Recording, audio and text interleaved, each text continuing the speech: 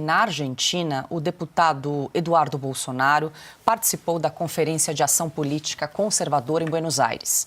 Diante de líderes e parlamentares conservadores, ele pediu que o governo de Javier Milei conceda asilo aos presos políticos do 8 de janeiro. Estes não são terroristas, por Deus, por Deus. Uma protesta que se foi lejos, sim, seguramente. Pero mira, se salga a la calle em Brasília e assassino a alguém, nunca agarro 17 años del cárcel, nunca.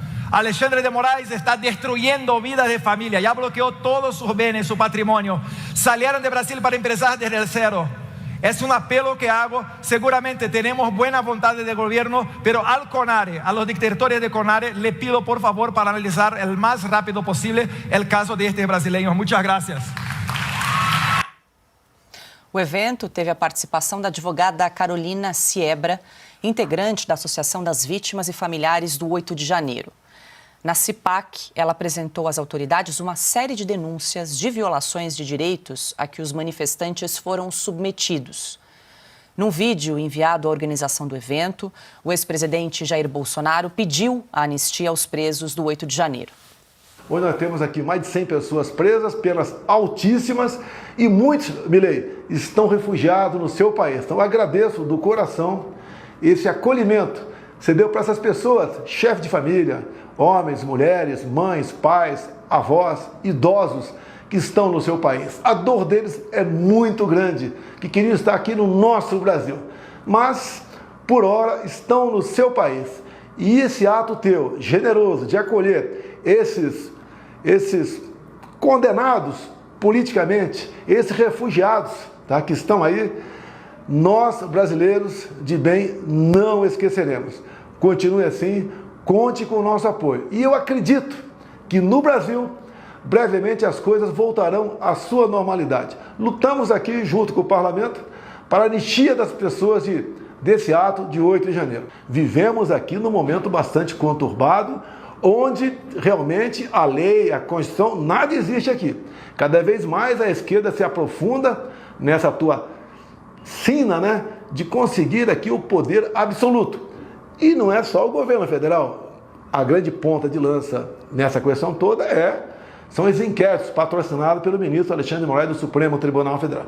Mas nós temos esperança, nós lutamos e temos certeza que o bem vencerá o mal.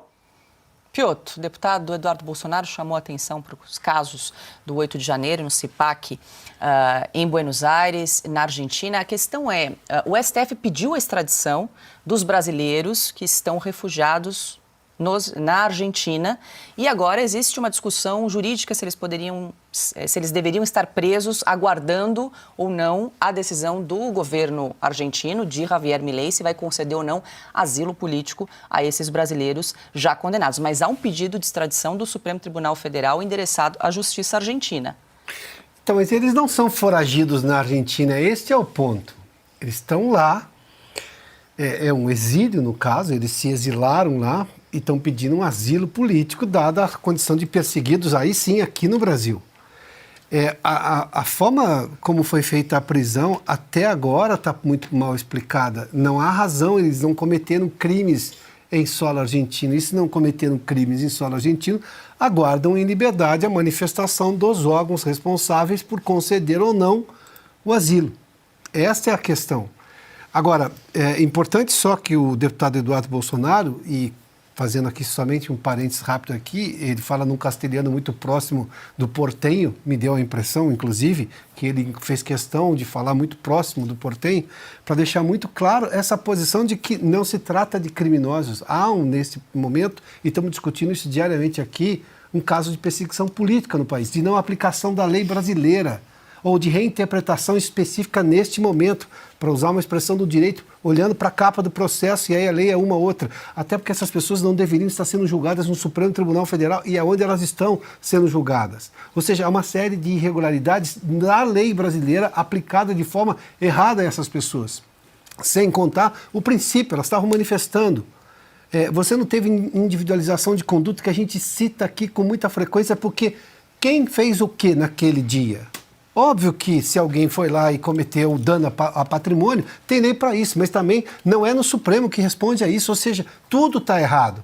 O que faz uma pessoa como essa, o que faz pessoas como essas no mundo inteiro, saem do país buscando asilo político. E aí, óbvio, outro país vai julgar essa questão. Agora, estar em presas não faz sentido.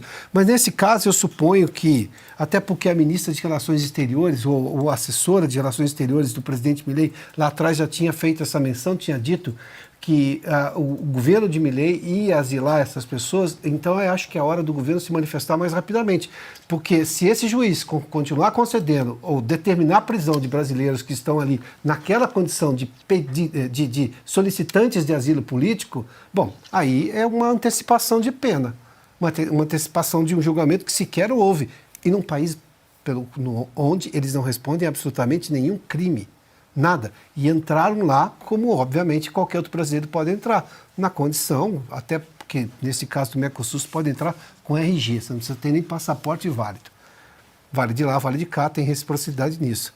Essa é a questão. Eu acho que, na verdade, o governo Milei precisa se manifestar mais rapidamente sobre esse caso, porque já há danos causados a algumas pessoas. Se chegar lá na frente e disser por que essas pessoas ficaram presas? Injustamente. Se é injustamente, bom, então você não poderia ter causado um dano. Daí que vem a lógica no direito, você concede o quê? Um habeas corpus e tudo mais, porque eu vou tentar reprimir um dano que pode não ser justo lá na frente. Um juiz julga dessa maneira.